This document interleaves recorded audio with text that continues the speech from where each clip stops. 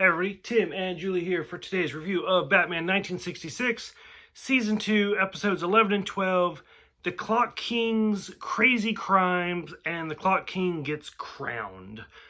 So for me, who kind of grew up with the animated series and everything, like I had an idea who the Clock King was, very much like some other of the minor villains, like the Mad Hatter, stuff like that. Like I have my mental image of who I imagine them to be.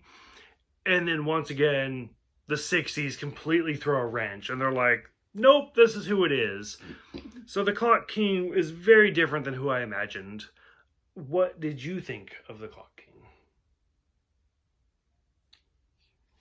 King? Male Dramatic Zelda. pause. A male Zelda. There's no magic in this. Come on. No, he didn't do nothing to, I didn't really care for him. I agree. I'm with you. So it's kind of the same for me. I was like, okay, like he doesn't really do much. Like for me, for the animated series, eventually we'll get there. Actually fairly soon we'll get there.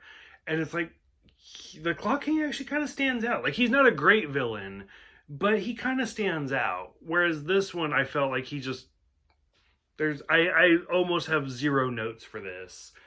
The two things that stood out to me was the window cameo. Yes. Who was it? Sammy Davis Jr. It was Sammy Davis Jr.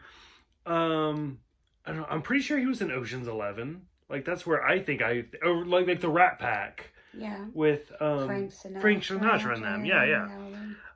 So he pops out, and then probably the most notable scene for me in this whole story was them being trapped in the hourglass.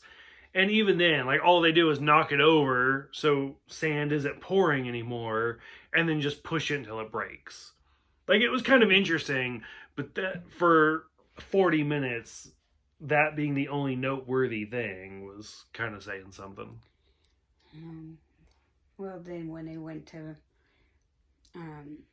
Bruce Manor to Wayne Manor, to steal the clock that Aunt Harriet bought for Bruce for his birthday, they had to have that clock back. You're right. And they were going to kidnap Aunt Harriet, and Bruce and Robin showed up to save the day. As always. Yes.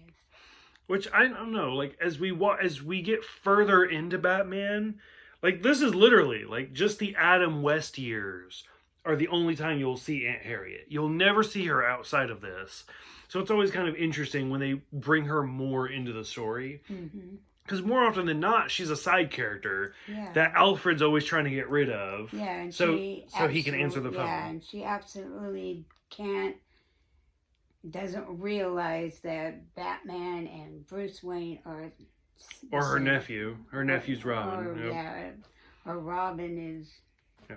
Like every episode, it's just Alfred being like, there's a phone call, and trying to get rid of... Or Bruce and Dick trying, we gotta go, we got this special thing that we have to do, or Commissioner Gordon wants us down at the headquarters.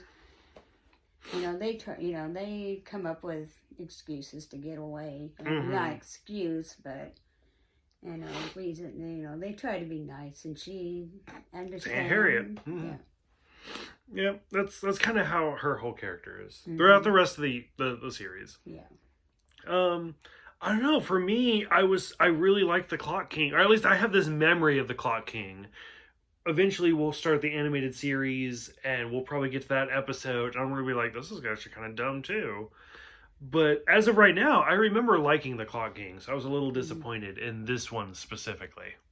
Yeah. But any other closing thoughts? Do you hope we see the Clock King again? No. No. No. Let's be done with this one. I don't know. So far, season 2, like season 1, like I like season 1. I think season 1 was great.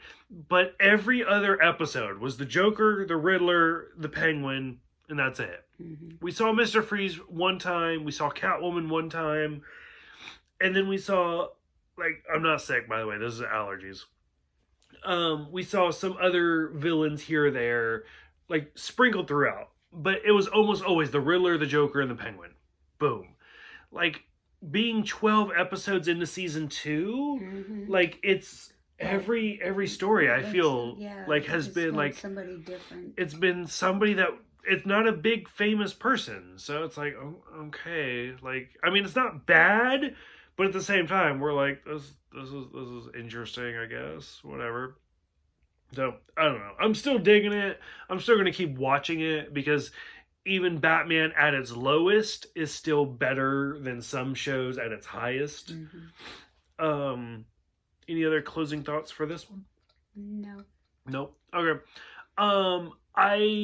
Even though I will say right now, I have never seen the next episode ever in my life, but I know who the villain is because I am a Batman fan. So I've seen like the gossip and people talk about it before. I am super excited for the next villain. I can't even get over it. So we're done with this one, right? We're good. Done. You got any time's up for the Clock King?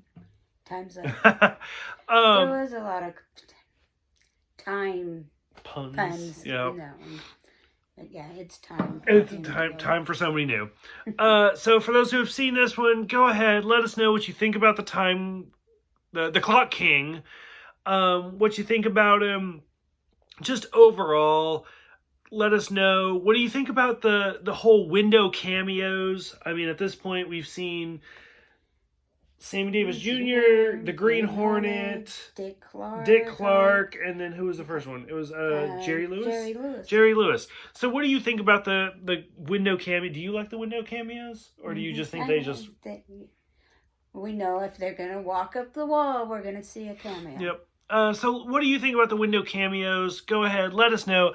And we will see you guys next time for The Egg Grows in Gotham and Yeg Foes in Gotham.